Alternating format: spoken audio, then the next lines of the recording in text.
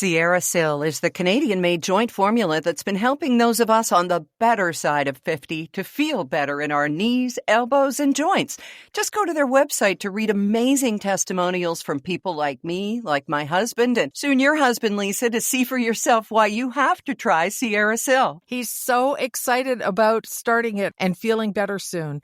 Go to Sierra Sil, Sierra like the mountains, Sil, 1L, like silicon.com, and be sure to use the code GF for 10% off.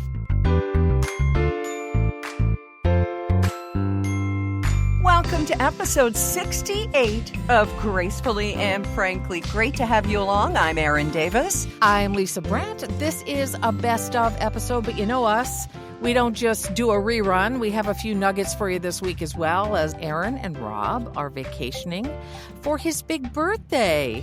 Yes. You know what? I wanted to take him somewhere magical, like Banff or even up island to Tofino. But then we learned that we weren't going to be needed locally for any family duties. And Rob said, you know what? I just really want to go to Las Vegas. So, but we're not actually going to Las Vegas. As you know us, we like to stay in a city outside of Vegas called Henderson, and it's where the locals play. So we like to immerse ourselves in kind of a local feel to it. We're excited about that. And guess who's joining us? Oh, I know already. You reveal. It's Mike Cooper, and there is nobody who makes Rob and me laugh more on a regular basis than Mike Cooper. So we're going to catch up. We're going to have a lot of fun and eat some barbecue and probably lose a few dimes, but it's going to be great fun. So I love it when Mike laughs till he cries. He does it so often. He just makes himself laugh so hard. He's just the best. So, Lisa, while we've been emptying our fridge before the trip, and, oh, okay, who am I kidding? I threw away 2 pudding cups the other day that expired in 2022. But we have for you in this show an entirely new way to stock your fridge to make sure you don't have groceries that should end up on the Antiques Roadshow. Also, how to make puppies. Honest to Ooh. Goodness, I have no idea how I got to this age and was just completely wrong about how this happens. It's fascinating, and we get a firsthand witness account. Yeah, the best gift I got for Christmas last year. I know it seems so long ago, but I use this almost every day, and I'll tell you, it hurts so good. I also have an idea on how to make it hurt less, something from my history that might be helpful. And speaking of advice and tips and experience and things that we use and love, Envy Pillow has to be right at the top of the list, right there with Sierra Sil. Envy Pillow is a life changer, and that's no exaggeration. My neck has been a problem since I was in 2 car accidents back to back, and it never even occurred to me that sleeping on a 90-degree angle in a regular pillow might have been a little bit of a problem for it until I got the Envy Pillow, and just the way that it's shaped, the V. Take a look at it yourself on the website. It's like nothing else on the market, and you'll see why we love it. NVpillow.com. That's with a V, ENVY, pillow.com. Do their quiz and use the code GF to get 10% off. We're opening your fridge next. Any hazmat suits in Barbie pink?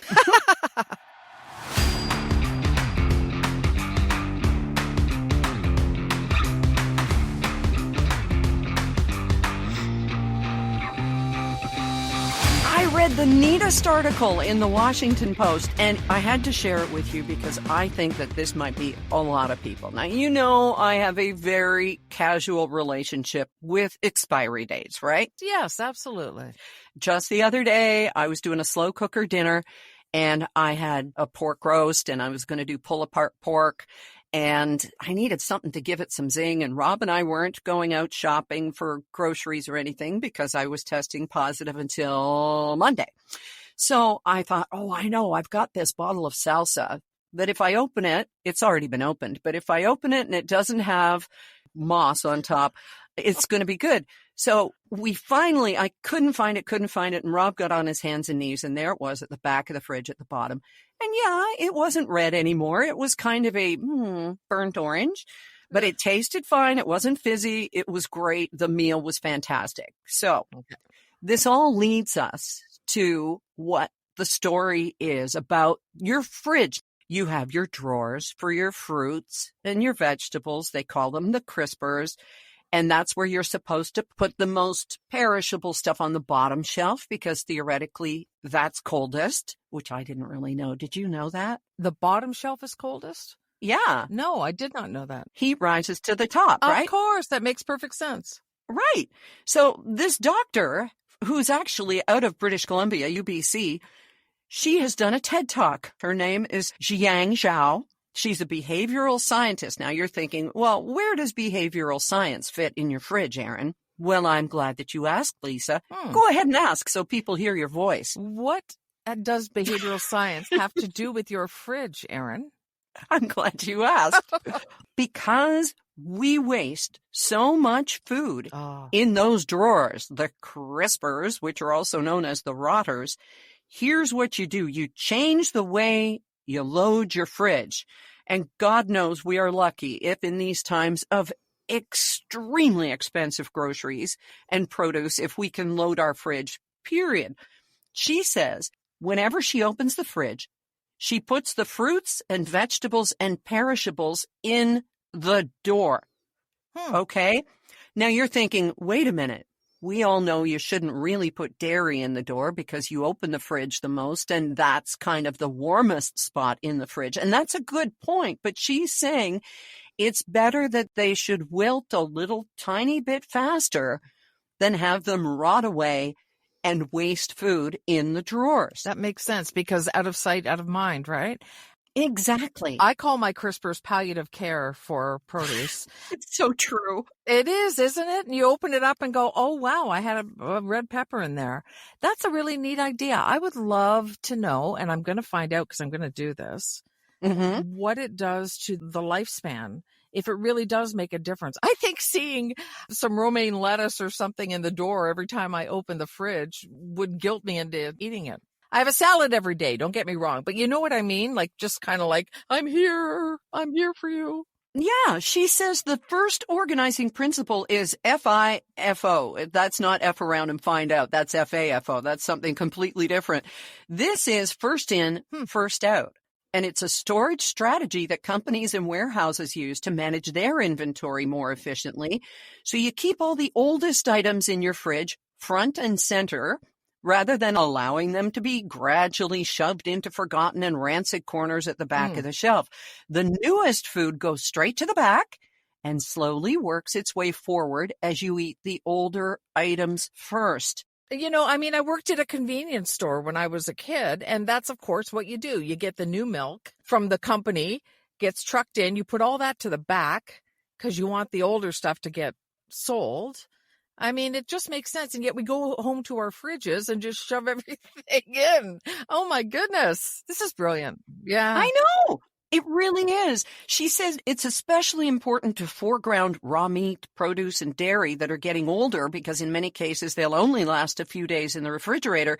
Durable items like beverages, condiments, they can stay on that bottom shelf. They can be at the very back in the periphery. I mean, most of us keep our ketchup and mustard and relish and all of our favorite things that we only use like once a week, once every 2 or 3 weeks in the door. Put that stuff down at the bottom in the back because they have longer shelf lives. Of course. Are you going to do it? You know what? Once I get Rob on board, I'm absolutely going to do it because loading the fridge is a little bit like loading the dishwasher. Every part of a couple or member of a family has their own way to do it. Right. And I do think we can keep our half and half or whatever in the door where we're going to access it and we need it. But gee, the idea of putting in there the things that are going to go bad first, it makes so much sense. It does. That's why we don't do it.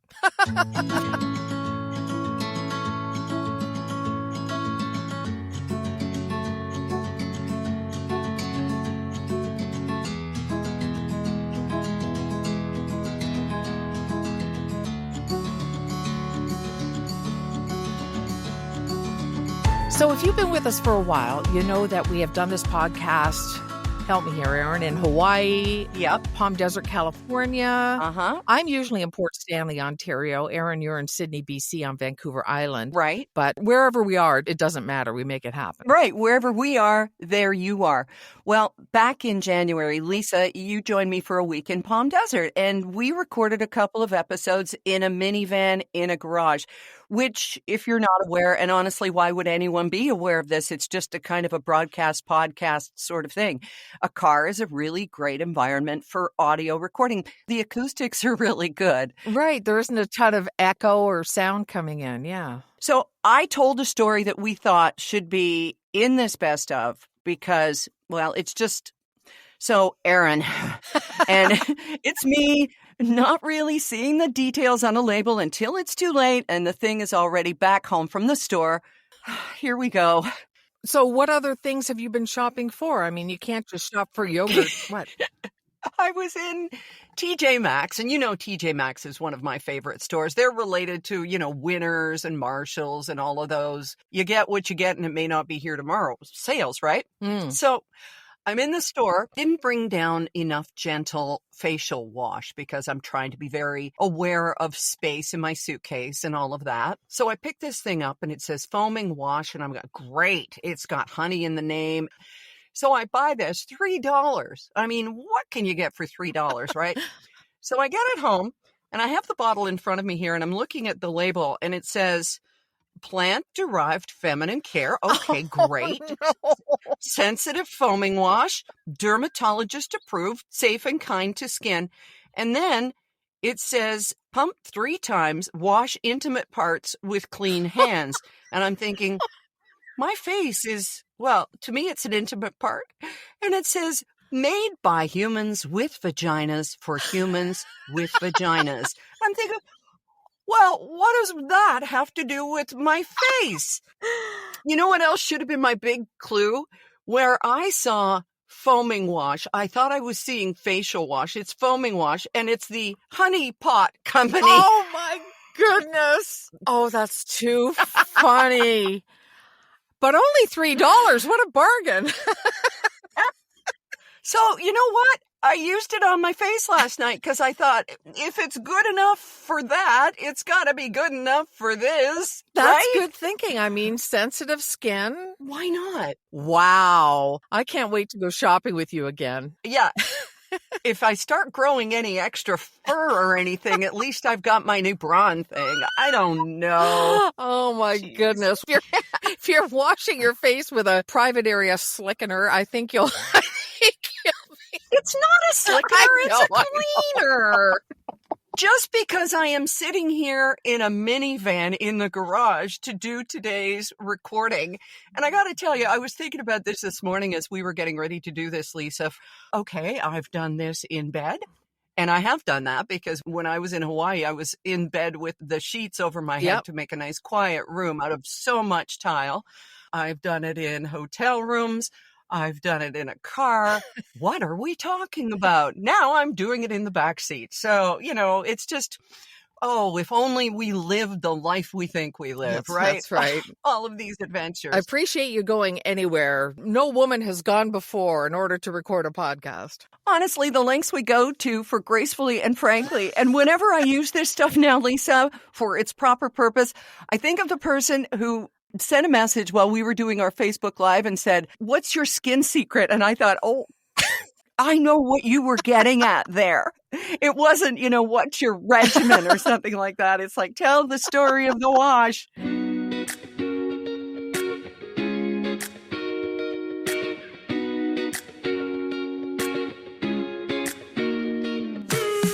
Well, while we're on the subject of shopping, we talked about how well our husbands did with Christmas gifts last year. Derek took notes. This is new. He either took a note right away when I said I like something, or he immediately went online and found where it was. He's really stepped up his game. It was wonderful. Yeah, and Rob's an excellent gift giver as well. We fell way short the year before. It was just not the spirit of Christmas. So many of our listeners messaged me to get the name of this product that we're about to talk about. And so many did that I should have purchased stock in the company. So So we're going back to our post-Christmas episode for the hair-raising story of Erin's excellent gift from Rob. Well, I'm glad to hear that Derek was really listening to you this year, because last year I sabotaged my Christmas. I just kind of put things in a cart on Amazon, and Rob knew exactly what I wanted, and I ruined my Christmas, really. But we were just trying to get back into Christmas, and that was sort of a first step and a misstep. But this year, boy, he paid attention too. I got all kinds of things that I remember mentioning at some time. He even researched with my sisters. And the thing that I got that came through my sisters was the I don't even know what. Hair removal. Yeah, I thought this thing was like a razor, Lisa. But it turns out it's like one of those little push mowers that you see. And it's tweezers, and you turn it on, and it plucking hurts is what it does. Whips the hair out? Yes. So it's supposed to be great for your face. Okay. And it is. And we all have those facial hairs that crop up. And then I thought, well, I'm going to try it down around the bikini area. Uh-oh. And of course, they give you a little pen-shaped one that actually is a shaver. It's just a micro shaver. But no, Erin had to go to town with the mower. And no, that sounds like I've got 10 years worth of a field that hasn't been plowed. But no, it's just, the regrowth after shaving and stuff. So I thought, well, I'm going to try this along the bikini line. Well, mother of pearl, did that ever hurt? And then it looked like I poured lava on the tops of my legs. But you know what? That hair is gone now. And once I figured out it was just automatic tweezers, they're just tweezing. Then I put my mind over the pain and went, well, this is great. Let's do it. And so I did. So I'm picturing something like an egg beater that just rips them out like wax. Kind of, but what it is it's a little roller that has a series of little metal V's on it. And somehow these V's all align to become tweezers when they come in contact with your skin. And there's a reason these things are so popular. But when I mentioned it to our daughter-in-law, she said, you didn't use that down there, did you? And I went, yeah, I did. Gosh. When I was at 680 News 100 years ago, I was the supplier of something called No Scream Cream for bikini waxing. And I would buy it in bulk from Amazon and then give some to writer Christy Springstead and some to one of our reporters and some to other people for this waxing, this No Scream Cream. And I get I'm just mentioning it because I know it works. Yeah. You just rub it on and it's a little bit numbing before you torture your legs. Oh, so it's got to be lidocaine. I have no idea, but it works. So I'm writing it down. No Scream Cream. Okay. Yeah. Thanks.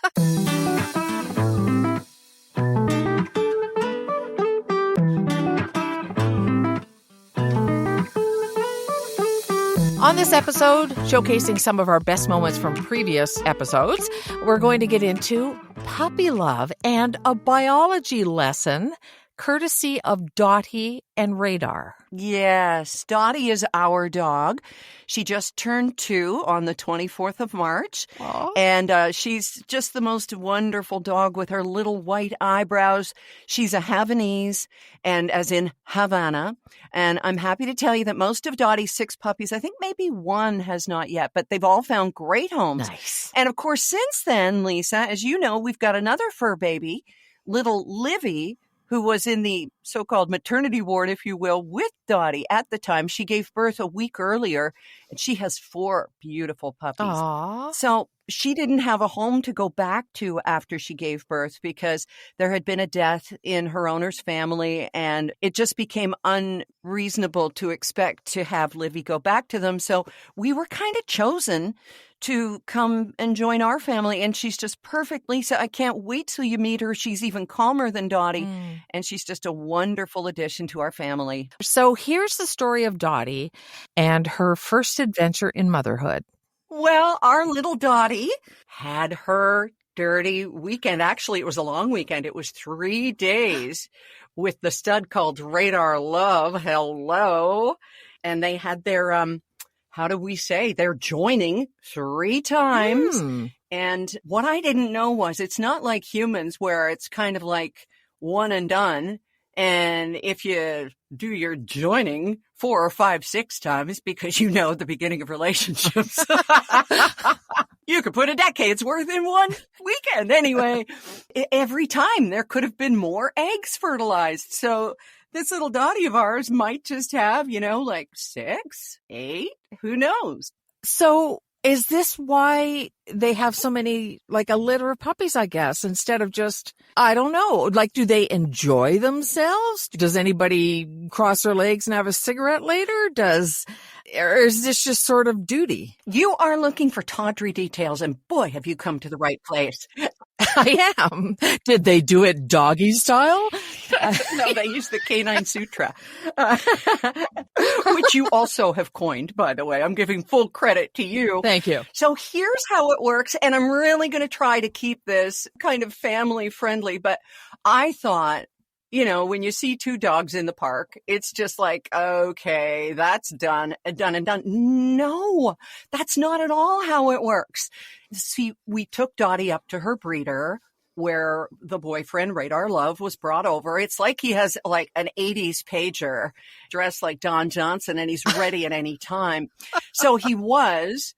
And he didn't have to take a little blue pill or anything, Lisa. He was just like, he was on duty. He knew. He's actually younger than Dottie, which is, anyway, that's not important because age doesn't matter when you're in love. Right. Or lust. So Radar's mom, Trudy, and us, and of course, the breeder, Bev, have them in this little pen together. And they've got their hands on their backs just in case there's any kind of reticence or any fighting or anything. But Dottie, as soon as Radar was there, the hormones just completely take over. She had had a blood test earlier in the day, and we had to drive about an hour from our home to get her to her vet up north.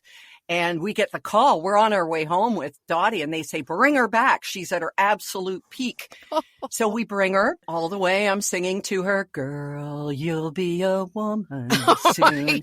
And telling her all the things, you should do when you're trying to attract a fella. Talk about him, pretend you like sports, like you did with NASCAR. But anyway. So we watched for a little bit and they do that. But then there is the thing where they actually link. And this is where nature is so crazy because his gift expands to like 5 times the normal size. I know. It's like this cannoli or something. Oh my goodness. And then it locks in like one of those toggle bolts, Lisa. He has protuberances that lock it in. And so they are locked together for about 20 minutes, but it's not uncomfortable for her because they are butt to butt. They form a V with all 4 legs on the floor, each of them all 8 legs. What? It's not at all what you expect. My mind is just, I know. I can't conceive of this. Well, as long as she conceives of it, that's the important thing. So good point. Yeah. So they do this. And then when he's done, it takes a little while. And then the cigarette and the looking at their phones and stuff and deciding whether they're going to hook up again. Well, they did the next day and the day after. So we're pretty sure. Well, what is a dog doing when it climbs on the back of another dog? I think that's just dominance. I'm not sure, Lisa. This is stuff people will have to Google, and I'm not responsible for what you come up with. Okay. Yeah. Right. Don't do it at work. Yeah. And you're right. There's a tail in the way anyway. Okay. Carry on. So how do we know if she's pregnant? But the tail in the way, it's called flagging. Dottie's tail goes straight to the side. Like 90-degree angle to the side. She does all the work. Well, when is that different in any species? As usual. When do we know if she's pregnant? This is what really blows my mind because the gestation is about 8 weeks. Dottie had her time with Radar 2 weeks ago, and we're expecting puppies at around Christmas. So if you do the math, it's 8 weeks, and we don't find out until a month in, Lisa. Oh, wow. Like halfway through. Imagine if you were at 4.5 months in a pregnancy and then found out you were pregnant. So there are ways to find out. Our breeder doesn't even expect us or want us to come up to the vet and have an ultrasound until she's about to give birth. There are signs she goes off her food. There is a little bit of a spreading of her little boobies down at the bottom, but she's so small and the puppies are so small that it's not like she's going to be carrying around a bowling ball. Right. I mean, with the gestation period so short, it's no wonder they come out with their eyes closed and everything. They're half cooked. Exactly. Wow. Well, that's incredible. So then sometime in November, there might be, what, are you going to have like 8 gender reveal parties or what? What's going to happen then? Exactly. So there's a blood test too, and we could do that. We can order one online. You punch a little tiny pin into her lip, get a few drops of blood, mix it up with a formula, drop it on a little test. And we're all used to that for COVID, but that's not how it works in this case. I wish we could just put it up her nose or other places. Right. So there's that option. We could take her to our own vet. That ultrasound will cost $200. Yeah. So, we're really kind of anxious to know. Anyway. Well, I envisioned you running around chasing her with a pee stick, trying to get her to pee on it, but that's a little less invasive, but a little more work. Yes, it is. Wow, this is fascinating. It really is. And I'm sorry if anybody's going, ew, I really didn't need to know that, but you've lived all these years and didn't know how it was done. Oh my gosh. Half the podcast name is Frankly, for goodness sake. So there you go. That's true. And as for Dottie, absolutely none the worse for wear. Very happy to be home. Happy to see us. She didn't care when we left, when she was in the middle of the locking thing with Radar. It was like we weren't even there. I'm telling you, nature and hormones. But I don't need to tell you because you had a massive hot flash before this show. And who knows, you may be having one now after this discussion. No, I'm good. But yeah, it lasted about 20 minutes. I thought I was going to have to peel everything off and just go under a hose outside in the 11-degree weather. But anyway. Yeah. Well, we will wait anxiously to find out if Dottie is with child. No, this won't be her first litter, right? It is her first litter. It is. That's right. It is because she was a show dog. That's right. Yeah. And somebody said on Facebook when I told this story, why? And I said, okay, I'll bite. Why what? And she said, why are you breeding Dottie? Because it's part of the program. We have a contract with a breeder. It's the only way we could get this sweet little dog. It's a Swedish model. You do this and you go back for 2 or 3 litters. You get a little bit of money from each puppy up to 4. And then at the end of the program, she's all ours. So we're like foster parents, kind of. Right. But she's a special dog because of everything she's won. And so they want to make sure they continue that bloodline. I totally get it. I don't know why I blanked on that. Must have been the hot flash. Your life is enough. You don't need to try and keep up with mine. It's quite all right. I have dog envy, though. I have a little bit of dog envy. So just don't tell Cuddles the cat, okay? I would never. I promise. Okay, good. Since we talked about car thefts and how bad they've been, in Toronto, people are putting signs on their vehicles and they're getting advice too to say the door's open, don't break the window. Like, it's so out of control. And that whole thing where the cops are saying, oh, just leave your car keys by the front door and then your whole home won't be invaded. I'm sorry, what? Yeah, I know, right? I remember back when I started at 680 News in 1999, I had a Jeep. And the passenger window was broken so many times. And back then, they had no interest in the Jeep. They're looking for stuff inside it, which there never was. There was never anything on the seat.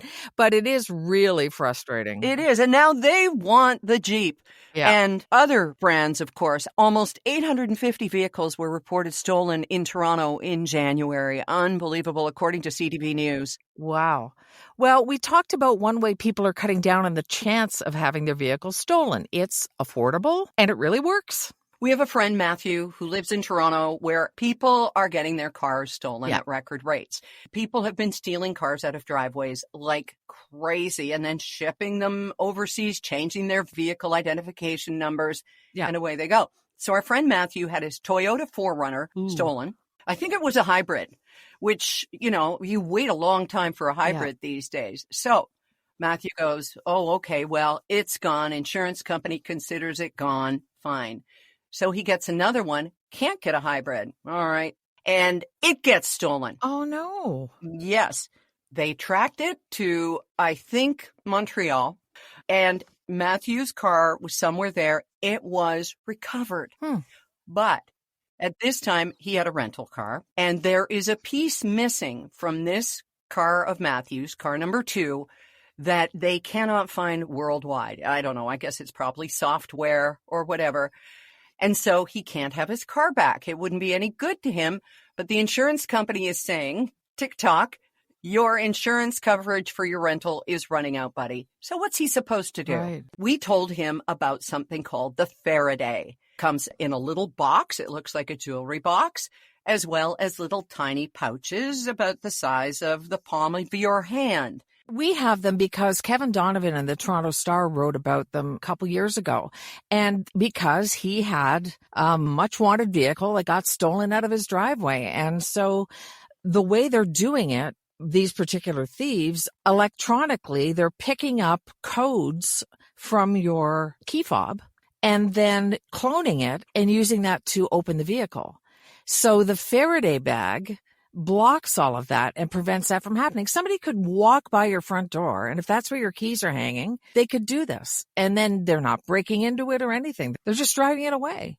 It's kind of crazy. We highly recommend the Faraday box. It often is paired with a couple of these little pouches. You put your key fob in your pouch and pop it in your pocket so that if somebody gets the code off your pocket as you're walking by at the parking lot at Winners, then they don't get to drive away in your car. And Right. I know we sound paranoid, but it's actually happening. Yeah. And it's only about $20. Oh, absolutely. Thank you, Lisa, for choosing all of these special bits and bites that we've used for our look back. Well, I know we get messages regularly about the hair remover, and it really helps to know that something like that is used by someone you trust. It's exactly why, too, we are so grateful for sponsors for products that we actually use. Sierra Cell, Joint Formula 14, and Envy Pillow. Check them out and let them know you heard about them on Gracefully and Frankly. It means a lot to us and to them to know that that's how you found them. And thank you for finding us on Facebook, too. Check out our Gracefully and Frankly page and have a say on anything you want there. It's just a wonderful gathering place, and we're so grateful to have you. So grateful to have you, too, Miss Lisa, and we'll talk to you again next week. Yeah, I hope you're being lucky. Or getting lucky or something. I don't even know. That was Rob's real intention, I'm sure. Bye for now.